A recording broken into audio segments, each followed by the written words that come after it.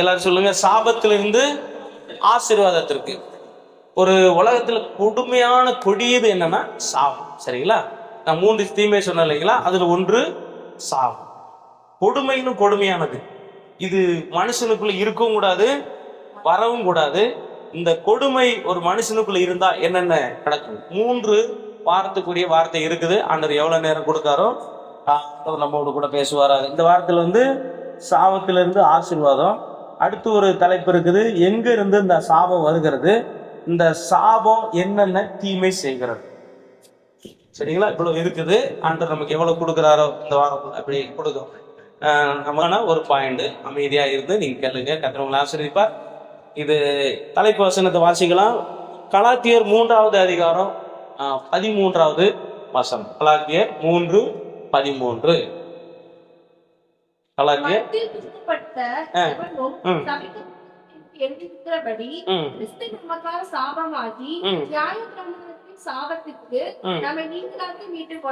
மரத்திலே தூக்கப்பட்ட எவனும் சபிக்கப்பட்டவன் என்று எழுதியிருக்கிறபடி கிறிஸ்து நமக்காக அந்த சிலுவையில மரித்து அந்த நியாயப்பிரமாணத்தின் சாபத்துக்கு நீங்களாக்கி விட்டார்.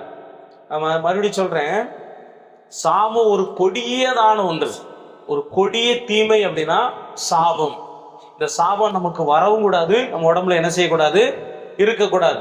பல இடத்துல இருந்து வருகிறது. எங்க இருந்தாலும் சாபம் வருது. அதுக்கு ஒரு தலைப்புல அது ஒரு பிரசங்கத்தை ஆண்டவர் கொடுத்திருக்காரு.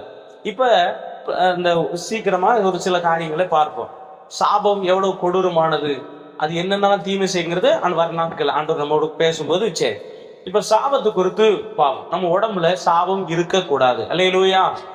அது இருக்குதுன்னா அறிகுறி என்ன, அதுக்கும் அந்த பிரசங்கத்துல ஆண்டவர் கொடுத்தா. இல்லைன்னா அடுத்த வாரம் அப்படியே வார்த்தையில இந்த ஆண்டோடைய வார்த்தையை கேட்போம். சாபத்திலிருந்து ஒரு மனிதன் கண்டிப்பா விடுதலை அடையணும். சாபத்திலிருந்து ஆண்டோடைய ஆசீர்வாதத்துக்குள்ள என்ன செய்யணும், வரணும். பரலோகத்திலிருந்து நம்முடைய ஆண்டவர் நம்மை ஆசீர்வதிப்பதற்காக மனிதனாய் பிறந்து சிலுவையில பாடுபட்டார்.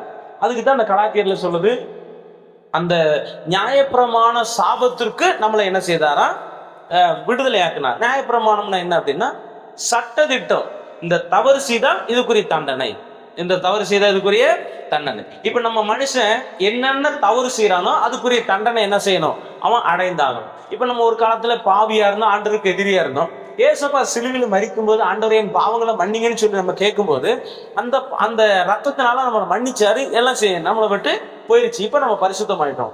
இப்ப சாத்தா நம்மளை குற்றம் சாட்ட முடியாது. அப்படி குற்றம் சாட்டினாலும் சாத்தான்கிட்ட சொல்லலாம், சாத்தானே ஏசப்பா எனக்காய் என்ன செஞ்சாரு, சிலுவையில பாடுபட்டாரு, ரத்தம் சின்னாரு, அவருடைய ரத்தத்தினால கழுவுப்பட்டேன், நான் இப்ப மன்னிக்கப்பட்டேன். நான் ஒரு காலத்துல உனக்கு பிள்ளையா இருந்தேன், உனக்கு பிரியமா இருந்தேன், இன்னைக்கு நான் ஏசப்பாவுக்கு பிள்ளையாயிட்டேன், அவருக்கு பிரியமாயிட்டேன், நீ வெளியே போ. ஆமென், அல்லேலூயா.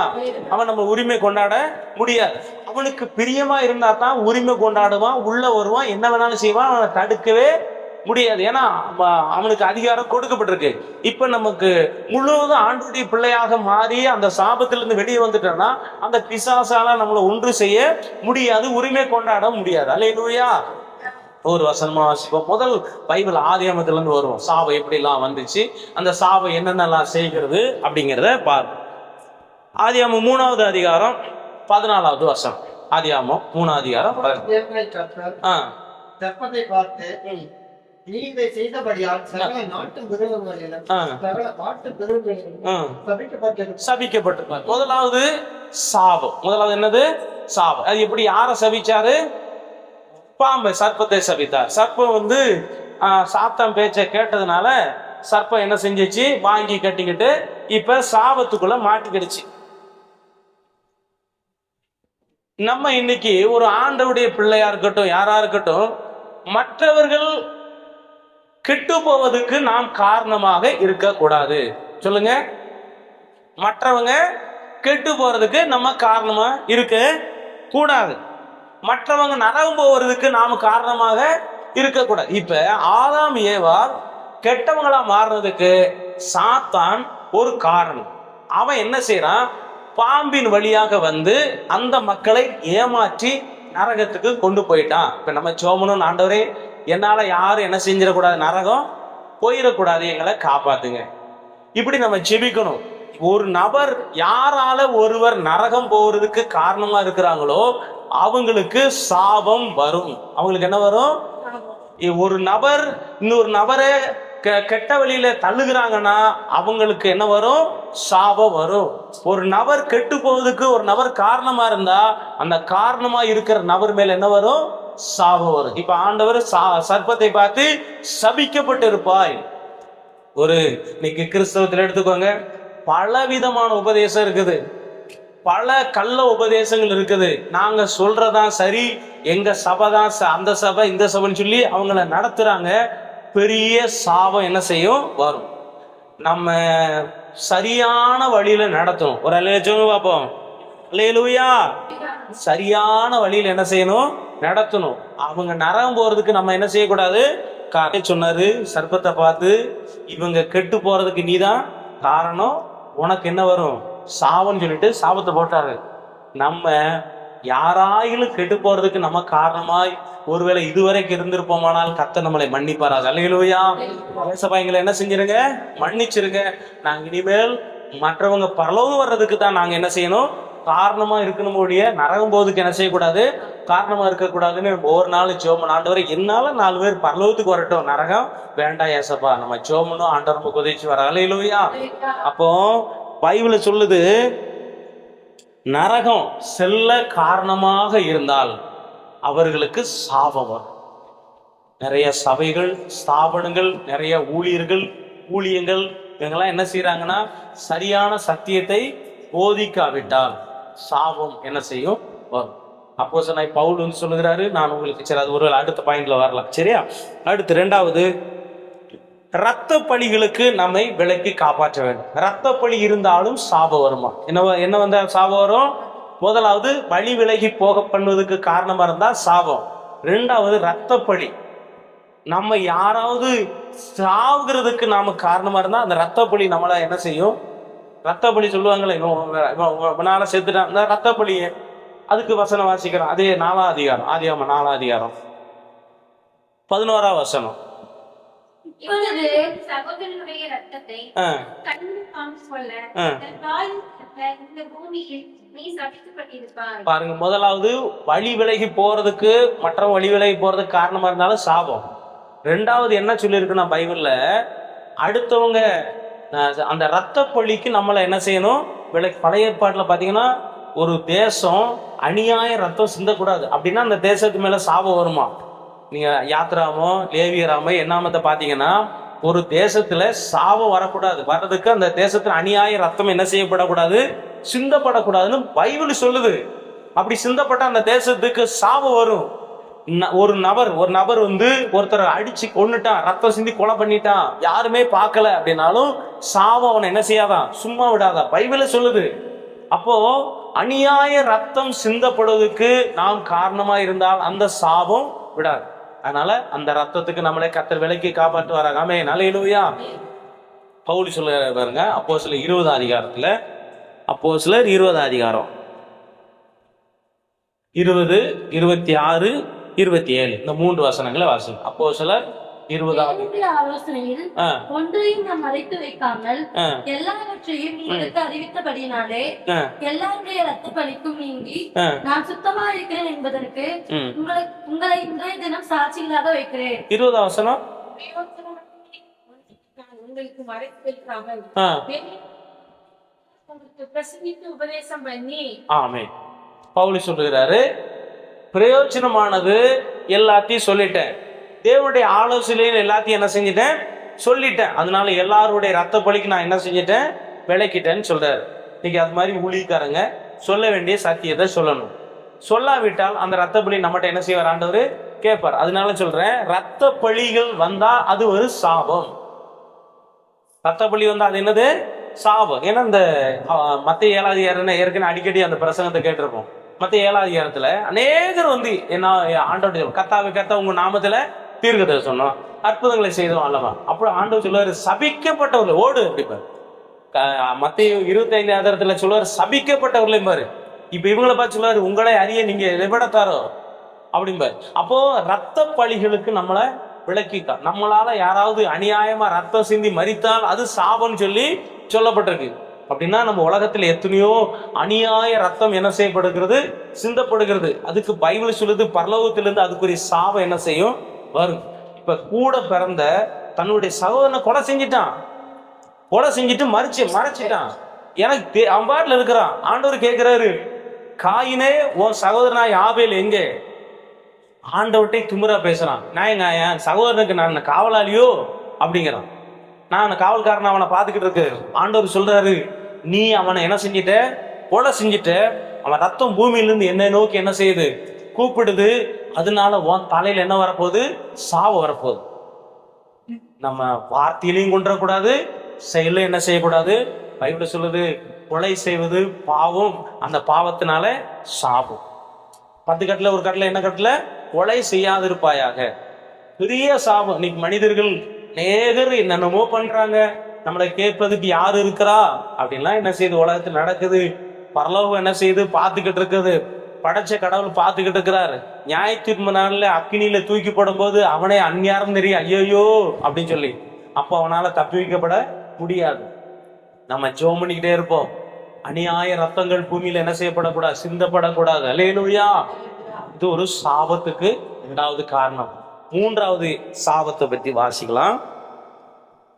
கொஞ்சம் கொடூரமானத வசனமா தான் இருக்கும். ஆதியாகமம் 9ஆம் அதிகாரம் 24, 25. நோவா ராஜரகத்தை தெரிவித்த போது தன் இளைய குமாரன் தனக்கு செய்ததை அறிந்து கானான் சபிக்கப்பட்டவன், சகோதரனிடத்தில் அடிமைகளுக்கு அடிமையாய் இருப்பான் என்றான். பாத்தீங்களா? கானான் எப்படிப்பட்டவன்? சபிக்கப்பட்டவன். கானான் செய்யல, ஆனா செஞ்சது காம். Same com யாபேத். அந்த காமுங்கிறவன் செஞ்ச தவறுக்கு அவன் சந்ததியே என்ன செய்யப்படுது? சபிக்கப்படுது. இது தன் தாய்க்கும் தகப்பனுக்கும் தீமை செய்யக்கூடாது. என்ன செய்யக்கூடாது சொல்லுங்க? தாய்க்கு நல்லது செய்யாட்டாலும் பரவாயில்ல, என்ன செய்யக்கூடாது? தீமை செய்யக்கூடாது. பெத்தவங்க பிள்ளைகளை பார்த்தீங்கன்னா எதுக்குன்னா, நம்ம அவர்களிடத்திலிருந்து அவங்க நல்லவங்களா கெட்டவங்களா இருந்தாலும் சரி, அவங்களிடத்துல இருந்து நம்ம சாபத்தை என்ன செய்யக்கூடாது சொல்லுங்க? ஆமா, பெற்றுக்கொள்ள கூட சாபத்தை வாங்கிடக்கூடாது. அவங்ககிட்ட இருந்து ஆசீர்வாதத்தை தான் என்ன செய்யணும்? வாங்கணும். அவங்க அதுக்கு நியாயம் இல்லாம சாபம் போட்டா அது பலிக்காது. ஆனால் நியாயத்தோடு அவங்க சாபம் வயிற்றுச்சுட்டாங்கன்னா போச்சு, அது சாபம். அதுகளுக்கு நம்ம என்ன செய்யணும்? விலைக்கு காப்பாற்றணும். ஆமென், அல்லேலூயா. பெத்த தாய் தகப்பனுக்கு செய்ய வேண்டிய கடமைகளை செய்யணும். அப்படி செய்யாட்டாலும் அது ஒரு சாபம். இங்க பைபிள் சொல்லுது, நோவா மகன் அந்த நோவாவுக்கு ஒரு தீமை செஞ்சான். அதுக்கு நோவா வாயிலிருந்து வருகிற வார்த்தை, ஓ சந்ததியை என்ன செய்ய போகுது? சபிக்கப்படும். தெரியுங்களா? அவங்க நோவாவுடைய சந்ததிகளாம். நோவாவுடைய அந்த மகன் காமனுடைய சந்ததிகளாம். அதனாலதான் அந்த சாபத்தை என்ன செஞ்சிருக்கிறாங்க? அனுபவிச்சிருக்கிறாங்க. அதனால பெத்த தகப்பன் நீ விளங்காம போயிடுவாடான்னு சொல்லி மகனுடைய மகனையும் என்ன செஞ்சிட்டான்? சபிச்சிட்டான். சேம ஆசீர்வதிக்கிறான், யாபேத்தை ஆசீர்வதிக்கிறான். யாபேத்தை சொல்றான், நீ உன்னை வர்த்திக்கு விருத்தியாக்குவார். சேம என்ன செய்யறான்? ஆசீர்வதிக்கிறான். அந்த 2 இன்னைக்கு உலகம் முழுவதும் ஆசீர்வாதமா இருக்கு. உலகத்தில் இருக்கிற அந்த 2 சந்ததிகள், சேம் யாபேத், அந்த 2 பேரோட சந்ததிகள் உலகத்துல எல்லா இடத்துல இருக்குது. ஆனா நம்ம ஒரு சில ஏரியாவை காமனுடைய சந்ததின்னு சொல்றாங்க. பெரிய சாபம். இந்த சாபத்துக்கு நம்மளை கர்த்தர் விலைக்கு காப்பாற்றலாம். ஆமென், அல்லேலூயா. பேசாதீங்க, அது பெரிய சாபம். உதவி செய்ய முடிந்தால் செய்யலாம், இல்லைன்னா பேசாம இருக்கலாம். அவர்களுடைய வயிற்றுச்சல நம்ம என்ன செய்யக்கூடாது? கிளப்பிட கூடாது. சரியா? அவர்கிட்ட இருந்து நல்ல வார்த்தை வாங்கணும். சரி, இது 3வது சாபம். 1வது சாபம் எப்படி? என்ன சாபம்? தேவனை விட்டு காரணமா இருந்தால். 2வது ரத்தப்பழி. 3வது தாய் தகப்பன் இடத்துல இருந்து வருது. அவங்ககிட்ட இருந்து வார்த்தை வாங்கிடக்கூடாது. அவங்களுக்கு நல்லது செய்யணும். செய்ய முடியிட்டாலும் பேசாம இருக்கிறது நல்லது. கெட்டதை செஞ்சு அவங்களுக்கு என்ன செய்யக்கூடாது? வயிற்றுச்சல ஆகிக்கூடும். அடுத்த வார்த்தை, அது இது ஆண்டுடைய வார்த்தை. உபாகமம் 27ஆம் அதிகாரம் 25வது வருஷம். உபாகமம் 27, 25.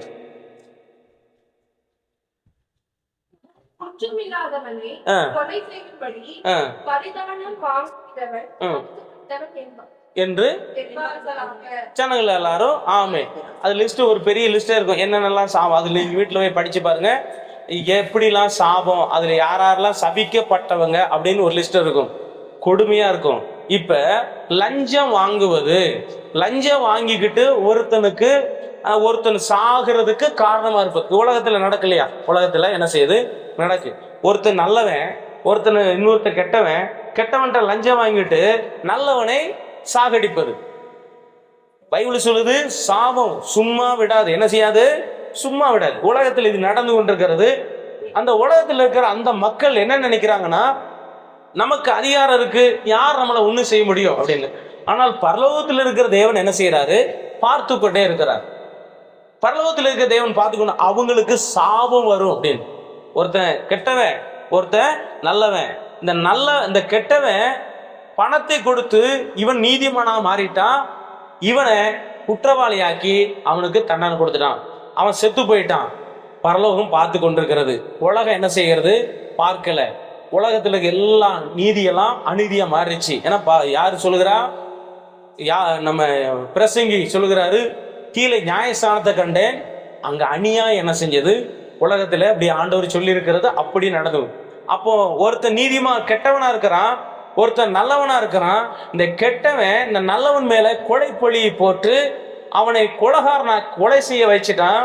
இந்த கெட்டவன் ஏற்கனவே கொலை செஞ்சவன், கொள்ளையடிச்சவன்.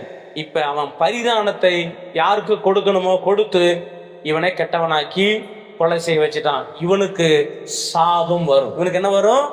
சாபம் வரும். நம்ம ஒரு தவறு செஞ்சுட்டு அந்த தவறை அடுத்தவங்க மேல பழி போட்டால் பெரிய பாவம், பெரிய சாபம். அந்த சாபம் நமக்கு வரும்னு பைபிள் சொல்லுது. அந்த சாபத்துக்கு நம்மளை கர்த்தர் விலக்கி காப்பாற்ற வராமே. அல்லேலூயா, அல்லேலூயா. இந்த மாதிரி சாபங்களுக்கு இப்ப அந்த வசனம் புரியுதா? நம்ம மேல தப்பு இருக்கு, இன்னொருத்தர் மேல பழிய போட்டு அவங்க மேல ரத்த பலி வந்தால் அந்த சாபம் வரும்னு சொல்லிடு. அந்த சாபத்துக்கு நம்மளை விலக்கி காப்பாத்துட்டோம். சரி, அடுத்து இன்னொரு வசனம் வாசிப்போம். எரேமியா 17ஆம் அதிகாரம் 5வது வசனம். இது என்ன சாபம்? எரேமியா 17:5. மனுஷன் மேல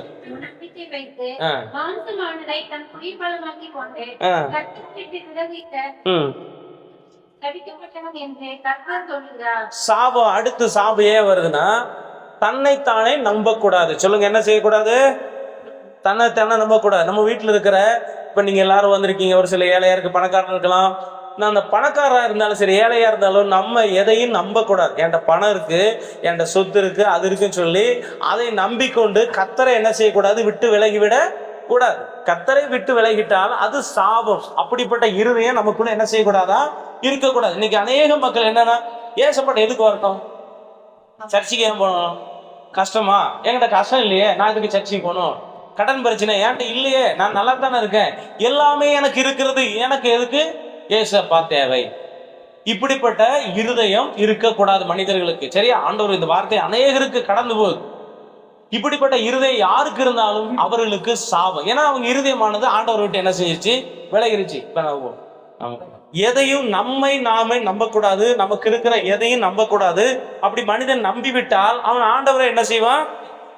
இப்ப மனுஷன் எதையும் நம்பாமல் கர்த்தரை மட்டும் நம்ப வேண்டும். அப்படி உலகத்தில் அவன் எதையாவது நம்பிட்டா அவனுடைய இருதயமானது ஆண்டவரை விட்டு என்ன செஞ்சிடும்? விலகிரும்.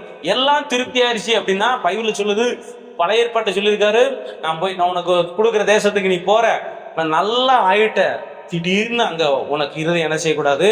மேட்டி மேடை எல்லாம் வந்துருச்சு, அப்ப இன்னது கேசனாதர் அப்படின்னு என்ன செய்யக்கூடாதான்? நீ நினைச்சிடவே கூடாது. அல்லேலூயா. அப்படி நினைச்சிட்டா அது பெரிய பாவம், அவங்களுக்கு சாபம் வரும். கர்த்தரை மட்டும்தான் வச்சுக்கிடணும். எவ்வளவு பைபிள் சொல்லு, ஒருவனுக்கு எவ்வளவு ஆசை இருந்தாலும் அது அவனுக்கு ஜீவன் அல்ல. ஏசப்பா மேல நம்பிக்கை வச்சுக்கிடணும்.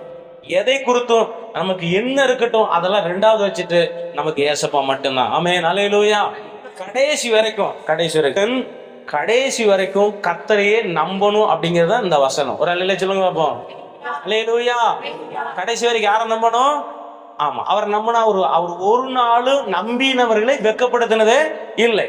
நான் அவரை நம்புறேன், அவர் என்னை என்ன செய்ய மாட்டார்? வெட்கப்படுத்த மாட்டார். நீங்க அவரை நம்புறீங்கன்னா கண்டிப்பா அவர் வெட்கப்படுத்த மாட்டார். அல்லேலூயா. அவரை நம்பும் போது அவர் என்ன செய்ய மாட்டாரு? வெட்கப்படுத்த மாட்டார். அவர் மேல இருக்கிற நம்பிக்கை குறைய கூடாது. குறைஞ்சிட்டாதான் சாபம். அடுத்து கடைசியாக 1 கொரிந்தியர் 16ஆம் அதிகாரம் 22வது வசனம். 16. ஒருவன் கர்த்தராகிய இயேசு கிறிஸ்துவினிடத்தில் அன்பு கூறாமல் போனால் அவன் சபிக்கப்பட்டவனாக இருக்க கடவன். கர்த்தர் வருகிறார். கர்த்தர் என்ன செய்யறாரு? வருகிறார். ஏசப்பா வர போறாரு. ஏசப்பா மேல உள்ள அன்பை குறைக்க கூடாது. சொல்லுங்க, என்ன செய்யக்கூடாது? நாளுக்கு நாள் அவருடைய அன்பு கூடிக்கிட்டு. இப்ப ஏசப்பா நம்மளை நேசிக்க ஆரம்பிச்சாரு. இன்னைக்கு வரைக்கும் அவருடைய அன்பு என்ன செய்யல? குறையல. ஆனா நம்ம மட்டும் அவர் மேல வைத்திருக்கிற அன்பை என்ன செய்யக்கூடாது? குறைக்க கூடாது. அல்லேலூயா. ஒரு அன்பு என்ன செய்யணும்?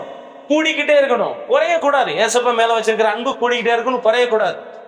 அது வசனம் சொல்லுது, ஒருவன் ஆண்டவர் மேல வச்சிருக்கிற அன்பை குறைச்சிட்டா அவன் சபிக்கப்பட்டான். ஆரம்பத்துல இருந்த அன்பு இன்னைக்கு வரைக்கும் என்ன செய்யணும்? இப்ப நீங்க யோசிச்சு பாருங்க, கணவன் மனைவி அந்த 2 பேர் மேல ஒருத்தர் மேல வைத்திருக்கிற அன்பு கரெக்டா இருக்கணும். குறைஞ்சிருச்சுன்னா என்ன செஞ்சிருது? அங்கே கசப்பு வந்துருது. குறைஞ்சிட்டா பிரச்சனை வந்துருது. நீங்க நம்ம ஒரு சாதாரண அன்பு காட்ட வேண்டிய இடத்துல அன்பு குறைந்து விட்டாலே பிரச்சனை. அப்போ தேவன் மேல வச்சிருக்கிற அன்பை நம்ம குறைக்கவே கூடாது. அந்த அன்பை வெளிப்படுத்துறது தான் என்னது? ஜெபம். நம்ம அன்பை ஏசப்பா நான் நேசிக்கிறேன் அப்படின்னா அதுக்கு அடையாளம் என்னது? ஜெபம் பண்றோம், பைபிள் படிக்கிறோம், உபவாசம் இருக்கிறோம், அழுகிறோம், கண்ணீர் வடிக்கிறோம், ஏசப்பா நன்றி சொல்றோம். இது அன்பை வெளிப்படுத்துவது. இந்த மாதிரி நம்ம அன்பை வெளிப்படுத்தவும் செய்யணும். நம்முடைய இடத்துல அன்பு என்ன செய்யணும்? நிறைஞ்சிருக்கும். சிலர் பைபிளை சொல்லியிருக்கு, சிலர் எப்படி இருப்பாங்களா, வாயில என்ன செய்வாங்க? துதிப்பாங்க, ஆனா உள்ள இருக்கும், உள்ள வெறும் இருதயமா இருக்கும். அப்படி பைபிளை சொல்லுது. இருதயம் சும்மா இருக்கும், ஆனா வாய் மட்டும் இருக்கணும். இருதயத்துல நன்றி நிறைந்த ஒரு இருதயமாக நம்முடைய இருதயம் இருக்கும். சரி, அதனால கர்த்தர் இந்த கடைசி காலத்துல ஆண்டவர் நமக்கு இரக்கம் செய்வாராக. அல்லேலூயா, அல்லேலூயா. அந்த சாபங்களுக்கு நம்ம என்ன செய்யட்டும்? விலைக்கு காப்பாற்றப்படணும். நம்ம சாபங்கள் நம்மை விட்டு விலகணும். நமக்குள்ள சாபம் இருக்கக்கூடாது. தேவன் நமக்கு உதவி செய்வாராக. அல்லேலூயா. நீங்க என்ன செய்யுங்க? ஆண்டவருடைய வார்த்தை கடைசியாக அன்பு கூறாமல் போனால் சபிக்கப்பட்டவன். அடுத்து கடைசி ஒரு பாயிண்ட் இருக்கு, வாசிங்க. எபிரேயர் 6வது அதிகாரம் 8வது வசனம். எபிரேயர் 6:8.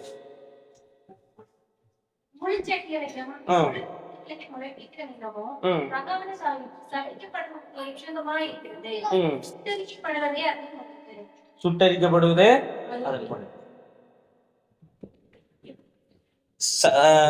என்னது?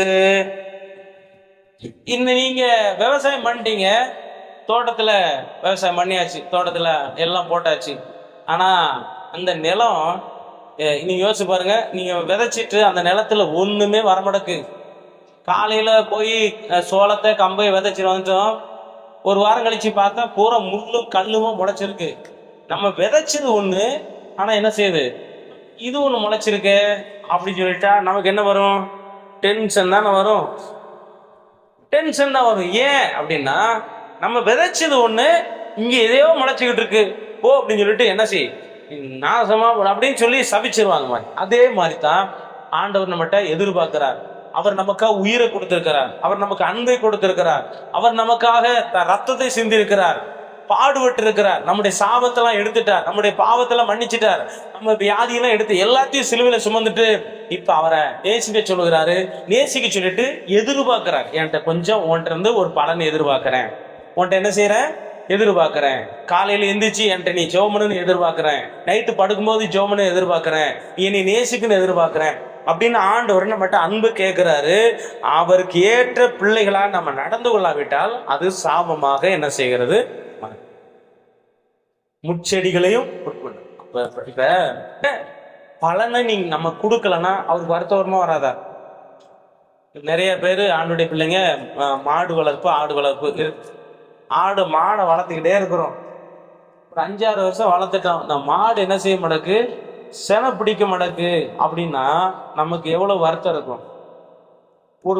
ஒரு பிரயாசத்தை நம்ம பண்றோம், அது கிடைக்கல அப்படின்னா எவ்வளவு வருத்தப்படும் மனுஷன். இது மாதிரி ஆண்டவர் எதிர்பார்க்கிறார். நம்மகிட்ட என்ன எதிர்பார்க்கிறாரு? நீ 10 வருஷம் விசுவாசி, நீ எனக்கா என்ன செஞ்சிருக்க? நம்ம ஆண்டவர் நம்மகிட்ட கோடி கோடியா அதை கூட இது கூட பணத்தை கூட அதெல்லாம் கேட்கறது இல்லை. நம்முடைய இருதயம் முழுசா கொடுத்துருக்கிறோமா? நம்ம ஆண்டவரை நேசிக்கிறோமா? நம்ம பைபிள் படிக்கிறோமா? உபவாசம் இருக்கிறோமா? கண்ணீர் வடிக்கிறோமா? அப்படிங்கிறத ஆண்டவர் நம்ம இடத்துல கேட்பார். ஆமென். அல்லேலூயா, அல்லேலூயா, அல்லேலூயா. அந்த சமூகத்துல சோதரம் நம்ம அப்படி என்ன செய்யணும்? கேட்கணும். அப்படி கேட்கணும். ஆண்டவரே என்னோட கூட என்ன செய்யுங்க? ஆமா, அவர் நமக்கு செய்த நன்மைகளுக்கு நம்ம என்ன கொடுக்கிறோம்? நீங்க பணம் கொடுத்து ஆண்டவர்கிட்ட திருப்தியை பண்ண முடியுமானா முடியாது. நம்ம இருதயத்தை கொடுக்கணும், நம்ம அவருக்காக வாழணும், அவரை நேசிக்கணும். ஏன்னா கடைசி வரைக்கும் அவர் தான். பூமியில நம்ம உயிர் போற வரைக்கும் தான் உலகத்துல கணவன் மனைவி பிள்ளைகள் பெற்றோர் உடன் பிறந்தவங்க சொந்த வந்தவங்க உறவு. முடிந்த பிறகு அவர்கள் யாரோ நம்ம யாரோ, கடைசி வரைக்கும் ஏசப்பா தான். ஆமே, நல்லேலூயா. அதனால பூமியில இருக்கிற வரைக்கும் நம்ம நேசிக்கணும், எல்லாம் செய்யணும். ஆனா முதல் இடத்துல ஏசப்பா தான் என்ன செய்யணும். அப்படி இல்லாவிட்டா அது பெரிய பாவம், அது பெரிய சாவு. முட்செடிகளை முட்புண்டுகளை விளைப்பிக்கிற நிலமானது என்ன செய்கிறது? தகாது. நான் எதிர்பார்த்தேன், சரி சரியில்லையே, ஏட்டிப்புட்டியா இருக்கிறையே அப்படி சொல்லிட்டு ஆண்டவர் சாபத்துக்கு, அந்த சாபத்துக்கு நம்மளையும் நம்ம குடும்பங்களையும் விலைக்கு கத்தர் காப்பாற்ற வராமே. நல்லேலூயா. ஒவ்வொன்றா சொல்லி ஆண்டவர் எனக்கு என்ன செய்யுங்க, இதுக்கு விலை காப்பாற்று. முதலாவது, நம்ம யாராவது வழி விலகி போறதுக்கு நம்ம என்ன செஞ்சிடக்கூடாது, காரணமா இருக்கக்கூடாதுன்னு. அதுக்கு ரெண்டாவது, ரத்த பலிகளுக்கு நம்ம ரத்த பலிகளுக்கும் நம்ம தலையில வந்துடக்கூடாது. மூன்றாவது, தாய் தகப்பட்ட இடத்துல இருந்து சாபத்தை என்ன செய்யக்கூடாது, அவங்கள நம்ம அவமானப்படுத்தியோ அவங்களை வேதனைப்படுத்தியோ புண்படுத்தியோ பண்ணினோம்னா அது நமக்கு சாபமா மாறும். அடுத்து லஞ்சம், அதாவது கெட்டவனை நல்லவனாக்குறதும் நல்லவனை கெட்டவனாக்குறது எது? லஞ்சம். இந்த பாவங்கள் உலகத்தில் நடந்து கொண்டிருக்கிறது. அவங்க நினைக்கிறாங்க இதை யாரும் பார்க்கல, நம்மகிட்ட எல்லாமே என்ன செய்து இருக்குன்னு. ஆனா பரலோகத்தில் இருக்கிற தேவன் அந்த சாபத்தை என்ன செய்யறார், தலையில வச்சிருக்காரு. விழுந்துச்சுன்னா தொலைஞ்சா சரியா. அடுத்து, கத்தரை விட்டு நம்மகிட்ட என்ன செய்யணும், நம்ம இருதயம் போயிடக்கூடாது. இந்த இருதயத்துல ஏசப்பா மட்டும்தான் இருக்கணும். ஏசப்பா மட்டும்தான் இந்த இருதயத்தை ஆளு செய்யணும். வேற ஏதாவது உள்ள உட்காந்துருச்சுன்னு வச்சுக்கோங்களேன், நம்மளை பாடுபடுத்திடும். அதனால கத்தரை அதுக்கு விலை காப்பாத்து வராங்க. அதே போல அன்பு, நம்மகிட்ட ஆண்டவர் மேல வச்சிருக்கிற அன்பு நிறைஞ்சிருக்கணும், குறையக்கூடாது. கடைசியாக, முள்ளையோ செடி கல் முள்ளை என்ன செய்யக்கூடாது, முளைக்க வைக்கக்கூடாது. இப்படிப்பட்ட நிலங்கள் பைபிள் சொல்லுது சாபம். இந்த நிலம் இந்த மாதிரி விசுவாசியா இருக்கட்டும், இந்த மாதிரியா இருக்கட்டும், இதெல்லாம் சாபம்னு சொல்லியிருக்கு. இப்படிப்பட்ட தீமைகளுக்கு ஆண்டவர் நம்மையும் நம்முடைய குடும்பங்களையும் விலக்கி காப்பார். அதுக்கு தான் ஆண்டவர் இந்த நாளில் கர்த்தருடைய வார்த்தையை நமக்கு கொடுக்கிறார். ஆண்டவரே, எங்களை இப்படிப்பட்ட தீமைகளுக்கு விலக்கி காப்பாது. ஜெபம் ஏசப்பா, இப்படிப்பட்ட தீமைகளுக்கு எங்களை விலக்கி காப்பாது. இந்த சாபத்துல இருந்து நம்ம ஆசீர்வாதத்துக்கு வரணும். சொல்லுங்க, இந்த சாபத்துல இருந்து நான் ஆசீர்வாதத்துக்கு வரணும். ஏசப்பா, என் மேல என்ன சாபம் இருந்தாலும் சாபங்கள் உடைக்கப்படுவதாக இயேசுவின் நாமத்துல எல்லாரும் சொல்லுங்க. ஏசப்பா, நீங்க சிலுவையில் சிந்த ரத்தத்தினாலே என் சாபம் உடைந்து போகட்டும், உடைந்து போகட்டும், உடைந்து போகட்டும், உடைந்து போகட்டும், உடைந்து போகட்டும். ஏசப்பா, சாபம் என்னை விட்டு நீங்கி போகட்டும், சாபம் என்னை விட்டு நீங்கி போகட்டும், எல்லா சாபங்களும் எங்களை விட்டு நீங்கி போகட்டும். இயேசுவின் நாமத்துல எல்லா சாபங்களும் எங்களை விட்டு நீங்கி போகட்டும் ஆண்டவரே. அல்லேலூயா. கல்வாரி சிலுவையினால் என் சாபங்கள், கல்வாரி சிலுவையினால் சாபங்கள் உடைந்தையா, ஆபிரகாமின் ஆசீர்வாதங்கள் இந்த அடிமைக்கு கிடைத்ததையா, ஆபிரகாமின் ஆசீர்வாதங்கள் இந்த அடிமைக்கு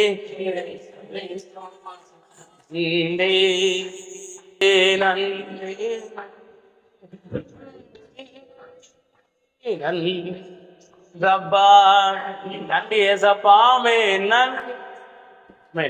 சாபத்துல சொல்ல அறிக்கை செய்வோமா? ஏசப்பா, என் மேல எந்த சாபம் இருந்தாலும் என்னை விட்டு நீக்கி போடுங்க.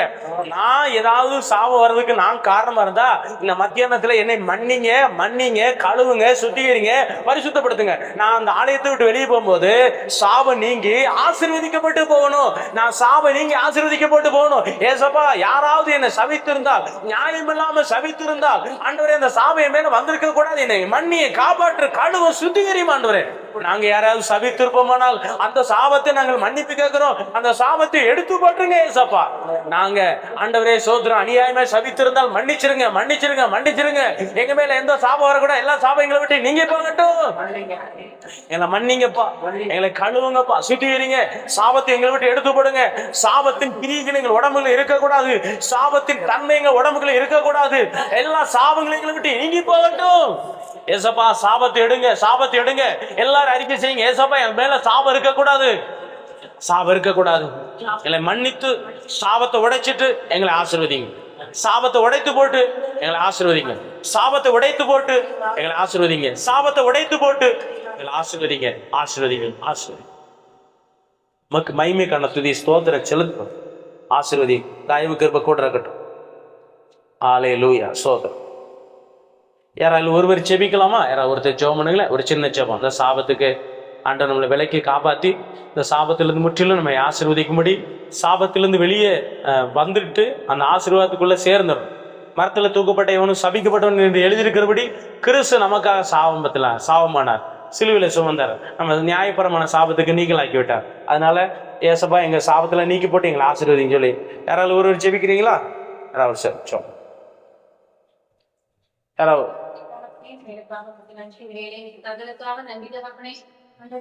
கடந்த வாரம் முழுவதும் எங்களை கண்மணி போல பாதுகாத்து இந்த ஒரு நாளை காண செய்தீங்க.